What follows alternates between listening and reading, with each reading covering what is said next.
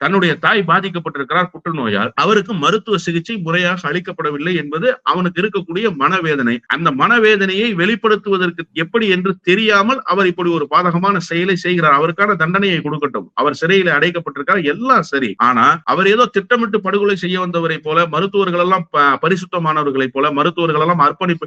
எந்த doctor sir அர்ப்பணிப்பு உணர்வோடு வர்றாரு? அர்ப்பணிப்புங்கிறதுக்கு வார்த்தையே முதல்ல என்ன? அர்ப்பணிப்பு உணர்வுக்காக வருகிற அரசியல் தலைவர்களே அர்ப்பணிப்பு உணர்வோடு இல்லையே இன்னைக்கு நாட்டுல. நாம போய் மருத்துவர்கள் அர்ப்பணிப்பு உணர்வோடு இருக்கிறார்கள் என்று பேசினால் எவ்வளவு நகைப்புக்குரியதா இருக்கு. யாராவது அப்படி பேச முடியுமா? எந்த டாக்டர் அர்ப்பணிப்பு உணர்வோடு இருக்கு? அதெல்லாம் ஒரு காலத்துல மலையேறி போச்சு சார். அந்த காலமெல்லாம் இப்போது இல்லை. இப்போது இருக்கிற மருத்துவ கட்டமைப்பை, மருத்துவ மனைகளினுடைய அந்த அடுக்குமாடிகளை நீங்கள் பார்க்கிற போது சர்வீஸ் பண்றதுக்கு இந்த டாக்டர் வந்தாருன்னு யாராவது சொல்ல முடியுமா?